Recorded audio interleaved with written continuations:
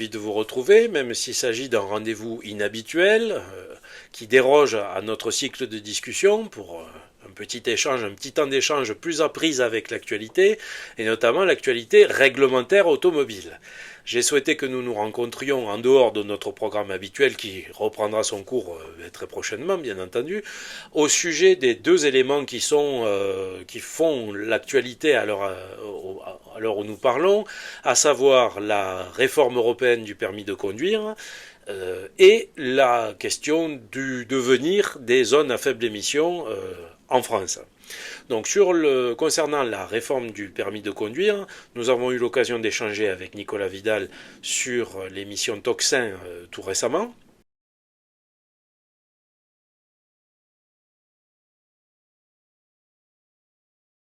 Et nous échangions par rapport à un accord qui était intervenu au sein de l'institution bruxelloise pour pouvoir enfin avancer la directive dont le texte initial datait de mars 2023 et qui donc a été formellement adopté le 25 mars 2025. C'est un texte qui aurait dû être signé, c'est ce que je signalais dans notre échange, qui aurait dû être sans doute signé il y a un an, en mars 2024, mais du fait du caractère potentiellement polémique des dispositions qu'il porte,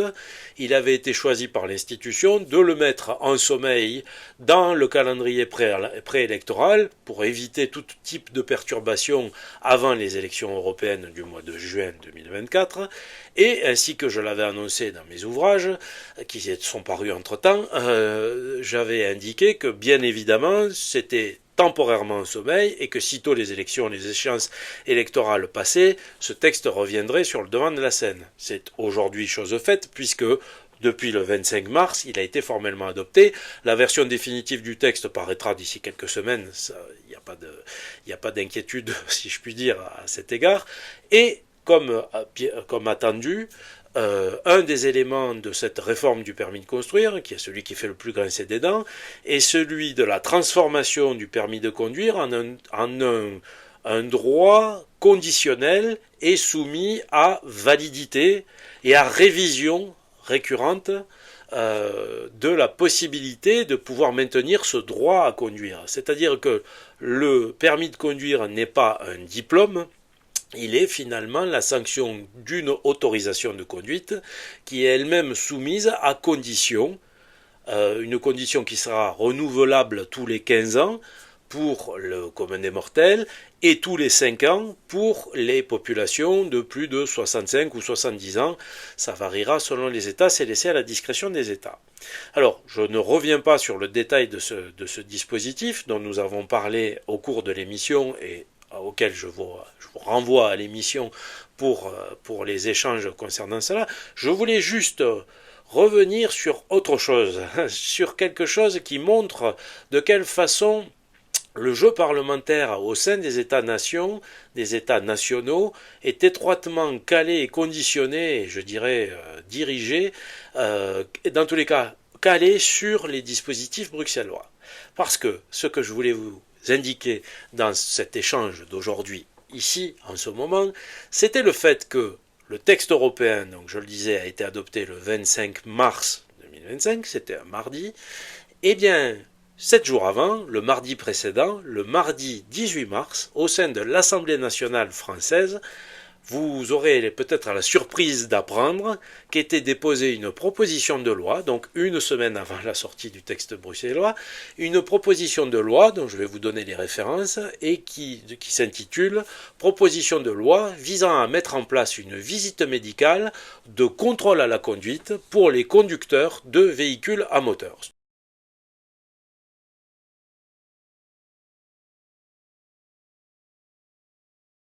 Une proposition de loi portée par 80 députés. Le nombre de signataires, enfin la nature des signataires est indiquée dans le texte, vous pourrez vous y référer, c'est relativement instructif. Je vous donne en vidéo, vous verrez la copie du texte de cette proposition de loi. Donc vous voyez qu'on a l'impression que l'initiative de mise en place de contrôles médicaux au sein de l'État français est une initiative purement nationale portée par le jeu parlementaire des parlementaires nationaux. Et vous vous doutez bien que ce n'est pas un hasard de calendrier si cette proposition de loi intervient juste avant l'adoption de la directive au niveau bruxellois, de la directive dont une des dispositions sera la généralisation des contrôles médicaux et d'une validité de conduire. Parce que, évidemment, cette visite médicale aurait, dans la proposition de loi française, exactement le même type de temporalité que ce qui est proposé par la directive européenne, c'est-à-dire 15 ans, un rythme de 15 ans, de renouvellement tous les 15 ans, et de tous les 5 ans pour les populations de plus de 70 ans. Donc, comme par hasard, c'est exactement le même type de disposition, mais dont on donne à croire à la population qu'elle est de pure initiative nationale d'un État souverain, alors qu'en réalité, c'est parfaitement calé, on voit bien qu'il y a un jeu, si vous voulez, de calage entre les parlementaires nationaux et les décisionnaires bruxellois, c'est exactement calé sur l'agenda bruxellois. Donc ça, je voulais au moins signaler ce premier élément qui me paraît tout à fait symptomatique du mode de fonctionnement de nos institutions et de la démocratie représentative au sein de nos États respectifs dans le cadre européen. Alors, effectivement, je finis là-dessus concernant le permis de conduire. Il y a déjà des dispositifs comparables qui sont adoptés. Certains de nos auditeurs ont bien veillé à le mentionner, à le rappeler. Bien entendu, que ce soit au Portugal, que ce soit en Italie, que ce soit en Autriche, il y a d'autres États de l'Union qui adoptent déjà un certain nombre de mesures qui tendent à conditionner la validité du permis de conduire à l'obtention d'un examen, enfin au passage avec succès d'un contrôle médical et d'un suivi médical. Donc j'ajoute que le texte européen est censé donner la liberté aux États entre un contrôle médical obligatoire, passé auprès d'un médecin et portant sur des données cardiovasculaires et sur des données oculaires, le choix entre ça ou une auto-évaluation par le biais du conducteur sur l'une des modalités qui seront sans doute précisées. Donc on perçoit bien qu'il y a quand même un élément, un enjeu auprès des populations relativement épineux et qu'il faut pouvoir prévoir des solutions de recours pour éviter un affrontement un peu trop direct, un peu trop frontal si jamais il y avait des mouvements de contestation au sein des populations. Donc ça, c'était simplement la précision que je souhaitais apporter pour dire, oui, effectivement, voilà la nature du dispositif européen et voilà le simulacre de proposition autonome du Parlement français qui est en fait totalement calé, aligné, plié sur les desiderata européens et qui se donne la figure de la préséance et de la liberté de l'initiative et de la proposition. Donc ça, c'était la première chose. Le deuxième élément sur lequel je souhaitais que nous passions quelques instants dans le cadre de cette vidéo concerne les ZFE. Alors, les zones à faible émission, qui, je le rappelle, ne sont pas à proprement parler un dispositif voulu par l'Union européenne en tant que directive, et qui est en fait la traduction d'un certain nombre d'initiatives d'État, mais qui vont elles aussi dans le sens voulu, dans le mouvement impulsé par l'Union européenne dans le cadre de son pacte vert, de ses engagements environnementaux, de ses engagements en faveur de la décarbonation et de ses engagements réglementaires, quels qu'ils soient.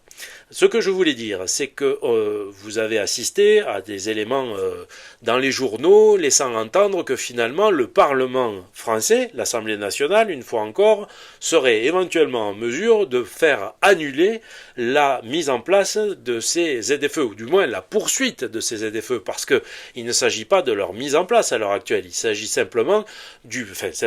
il s'agit en fait du passage à 1 degré supplémentaire de catégorie de véhicules impactés par le dispositif, puisque nous sommes d'ores et déjà dans l'application des interdictions d'accès pour tous les véhicules de catégorie critère 5 et 4, d'ores et déjà. Là, il s'agissait au 1er janvier de pouvoir écarter de ces périmètres de ZFE les véhicules critères qui correspondent à la catégorie 3. Voilà. Donc on n'est pas au démarrage de ce dispositif, on est à sa poursuite, la poursuite des différentes étapes qui ont pour but de finalement éliminer de l'accès au périmètre ZFE tous les véhicules qui ne correspondraient pas au minimum à la catégorie 1 et vraisemblablement dans un futur dans un futur prochain à la catégorie 0, c'est-à-dire celle des véhicules électriques non hybrides, hein, des véhicules électriques à 100%, tels qu'ils sont identifiés et reconnus par l'Union européenne.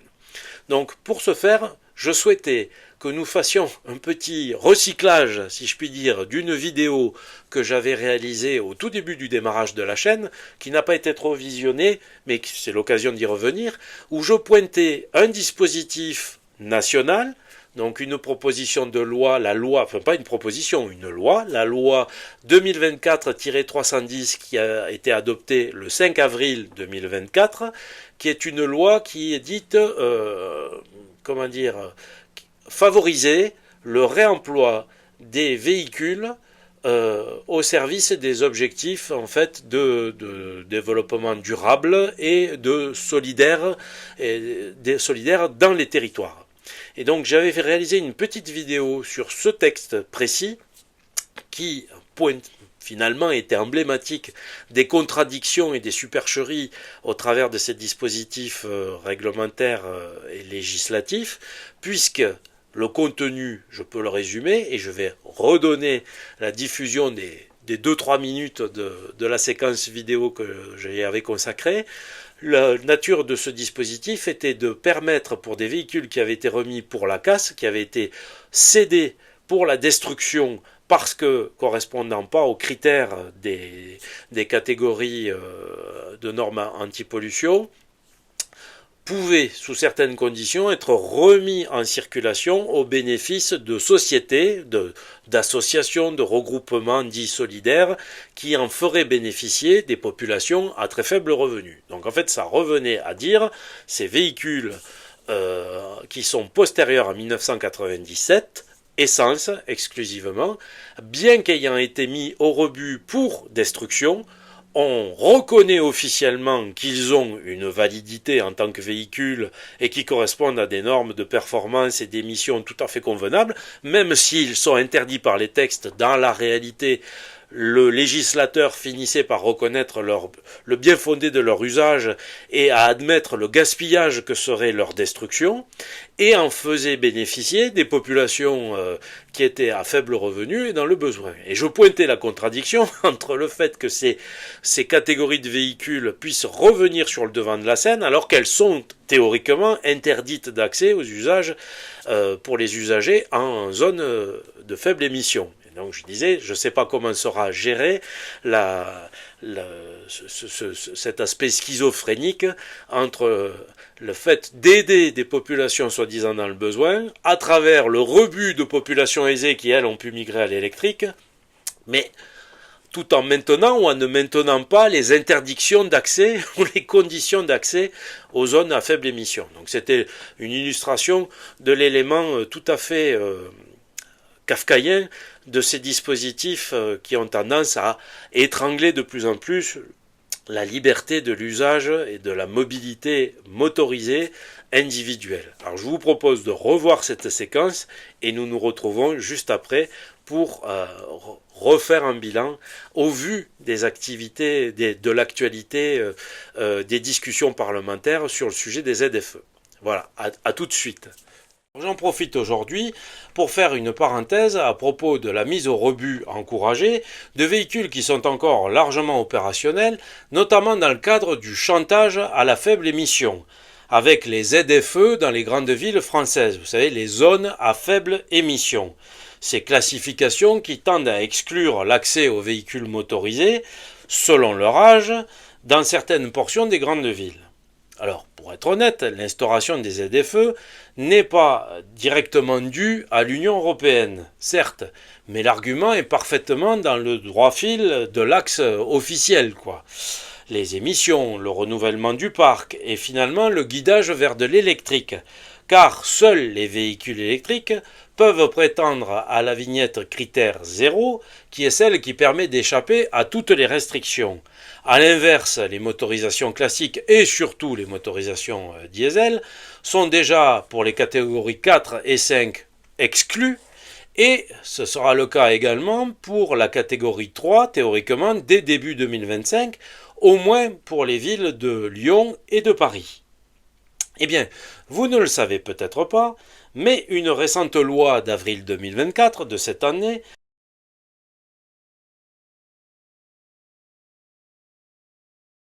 prévoit de pouvoir remettre en circulation au titre du service des mobilités durables et solidaires les véhicules à essence postérieurs à 1997. Donc à essence seulement, postérieurs à 1997, c'est-à-dire ayant tout de même plus de 27 ans, afin de, je cite, développer des services de mobilité solidaire au moyen de la location de véhicules à destination des personnes en situation de vulnérabilité économique ou sociale. Alors, ce qui revient donc à reconnaître leur parfait usage et utilité, à moins d'admettre officiellement que les gens en situation de difficulté sociale sont finalement des citoyens de seconde zone, qui n'auraient donc accès qu'à des instruments usagés. Puisque je rappelle que ces véhicules, il s'agit de véhicules qui ont été euh, laissés par les acquéreurs de véhicules neufs et qu'ils étaient disposés à laisser partir à la casse en échange d'une remise pour reprise de ce véhicule, de remise sur l'achat du véhicule neuf. Alors, il est vrai que rien n'est dit quant à l'accès possible ou non aux ZFE pour ces véhicules qui en étaient jusque-là interdits. Mais j'imagine que les bénéficiaires, vu les critères sociaux et leur situation de nécessité, pourront au moins circuler librement. Alors, voilà à quoi on aboutit. Pas assez vert d'un côté, et puis pour les uns, et suffisamment acceptable pour les autres. C'est une jolie mystification à laquelle on assiste. Et on en vient finalement à avoir une tartufferie dans une mesure qui est pourtant une mesure de bon sens, en ce qu'elle reconnaît qu'il y a dans ces résolutions vertes réellement une forme de gaspillage et de gâchis anti-écologique, et pourtant qui est donnée avec un mobile purement écologique. Voilà, alors j'espère que cette révision vous aura montré que finalement cette petite séquence qui avait été tournée il y a presque un an revient sur le devant de la scène au travers de la discussion qui a lieu actuellement quant à l'éventualité de l'annulation des ZFE par le biais de nos parlementaires au sein de l'Assemblée nationale qui feraient ici la démonstration du fait qu'ils tiennent compte de l'opinion populaire, du mécontentement populaire et que nos députés peuvent être les défenseurs finalement des opprimés, des personnes en difficulté et sont attentifs aux revendications populaire, ce qui est tout à fait fantaisiste naturellement, puisque avant même que la décision soit prise, nous avons tous les éléments en main pour pouvoir savoir ce qu'il adviendra au final. Alors, de quoi s'agit-il? Je fais référence à ce que j'ai signalé lorsque nous nous sommes rencontrés, lorsque nous avons fait notre entretien avec Nicolas Vidal sur Toxin, où je disais, tiens, hasard des calendriers, c'est au moment où est adopté et mis à l'ordre du jour de l'Assemblée nationale cette discussion sur le devenir ou l'annulation des zones à faible émission, c'est à ce moment précis, en particulier la date précise du 28 mars, que le gouvernement fait transiter en direction de la Commission européenne le texte qui détaille la façon dont les radars à lecture automatique de plaques d'immatriculation serait censé fonctionner pour pouvoir réguler l'accès à l'intérieur des zones à faible émission. C'est-à-dire, au moment où, du côté du Parlement, on vous laisse entendre qu'il y a une procédure, même certains journalistes sont allés jusqu'à dire que ça y est, les ZFE étaient annulés. Mais enfin, non, ce n'est pas le cas, c'est juste la discussion de leur éventuelle annulation ou évolution qui devrait intervenir à l'Assemblée nationale, qui est déjà soi-disant en cours d'examen, et dont les décisions devraient intervenir à la fin de ce mois-ci. Donc moi j'insiste pour que nous ayons un échange avant que les décisions aient eu lieu, pour vous montrer que bon, nous ne sommes pas dupes ici sur Europhilo, quant à l'issue de ces échanges au niveau de l'Assemblée. Donc c'est bien à ce moment-là, au moment où les parlementaires seraient en train de remettre en question la validité du dispositif ZFE, c'est ce moment précis que choisit l'État pour adresser à la Commission européenne la modalité d'homologation des radars à lecture de plaques d'immatriculation automatique qui seront censés contrôler l'accès aux ZFE et le contrôle au sens de contrôler par la lecture et la verbalisation automatique pour les contrevenants qui se hasarderaient à rentrer dans la ZFE si leur véhicule n'y correspond pas, puisque grâce à la plaque d'immatriculation, dans les fichiers centraux, il y a une identification automatique pour savoir si le véhicule correspond à quelle catégorie critère, et donc s'il a le droit ou pas de pénétrer à l'intérieur des périmètres des ZFE. Donc vous voyez, c'est au moment où on nous agite ce jeu national de la démocratie représentative, donc un jeu parlementaire qui aurait tendance à remettre en question une décision du gouvernement. C'est à ce moment même que le gouvernement, lui, communique au niveau de l'Union européenne le dispositif qui sera la cheville ouvrière et le bras armé de l'application concrète et de la verbalisation de tous les contrevenants quant à l'accès sur ces ZFE. Donc c'était la nature de, je signalais donc la concomitance là encore une fois du calendrier qui témoignait bien du fait que quoi qu'il arrive, quelle que soit l'issue des échanges parlementaires, il y a fort à parier que le gouvernement ne souhaite pas revenir sur le dispositif, parce que vous ne payez pas auprès d'industriels toute une série de portiques qui sont déjà installés avec des systèmes d'homologation, des contrats auprès d'entreprises, lorsque vous êtes persuadé que finalement vous allez devoir annuler ce dispositif. Vous n'engagez pas des fonds sur les moyens de contrôle du dispositif si vous êtes persuadé que ce dispositif sera caduc et qu'il va être abandonné. Donc ce que je souhaite simplement dire, et j'achèverai cette vidéo par cela, c'est que même si la proposition au sein de l'Assemblée nationale n'était pas acceptée, on peut se payer le luxe finalement que formellement le dispositif des ZFE soit déclaré caduc, soit déclaré annulé, et que le gouvernement fasse mine de reculer sur ce sujet-là, grâce à l'action providentielle de certains députés qui ne manqueront pas de se faire valoir à cette occasion. Mais il existe toujours une solution pour pouvoir parvenir à ces fins, même si on évite certaines formes de frontalité. La disposition est très facile, c'est que on donnera la possibilité aux collectivités locales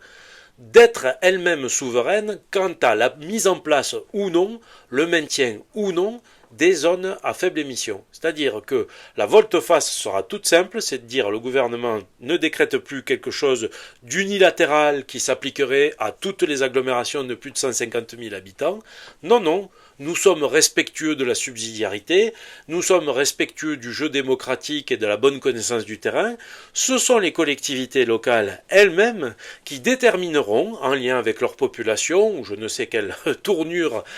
qu'on pourra choisir, qui détermineront si, oui ou non, elles estiment nécessaire de maintenir le dispositif de ZFE. Et vous verrez que de toute manière, ce dispositif sera vraisemblablement maintenu dans la plupart des collectivités. Pourquoi ? Parce que c'est au sein des métropoles et des grandes villes que se trouvent les sensibilités les plus prononcées aux thématiques environnementales, et que vous avez toute une série de professions de foi d'élus qui ont accédé aux fonctions de gouvernants, d'autorités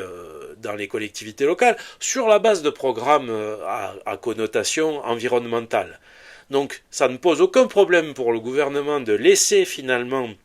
une forme d'autonomie aux collectivités locales à partir du moment où vous savez que la quasi-totalité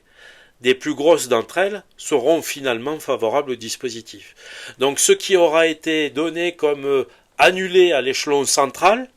sera finalement adopté à l'échelon local, coup par coup, par les différents élus. Alors il y aura sans doute quelques exceptions, d'autant que le dispositif risque d'être mis en service courant 2026, au moment même où auront lieu les élections municipales. Donc ça peut très bien être l'objet d'enjeux locaux entre certains candidats à ce sujet-là. Mais de toute façon,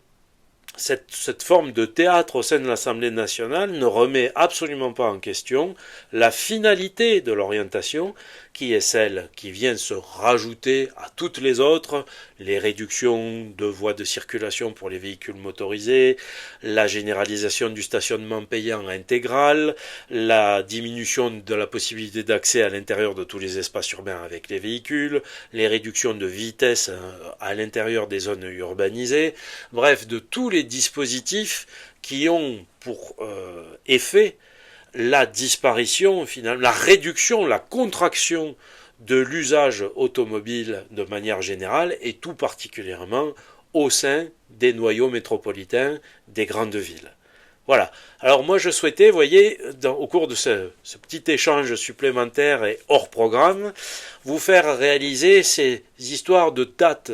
de calendriers qui ne sont pas des hasards, ces rencontres de calendriers qui ne sont pas des hasards, qui ne sont pas fortuites, aussi bien sur la donnée directive de permis,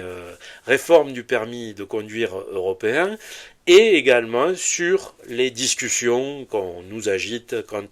au devenir des zones à faible émission à l'heure actuelle. Plus que jamais, je le disais, vous connaissez le principe, vous savez vers quoi nous nous dirigeons et ce que la structure européenne entend mettre en place, et bien plus que jamais, comme nous le disons sur Europhilo à chaque rendez-vous, soyons vigilants. Donc je vous dis à très bientôt.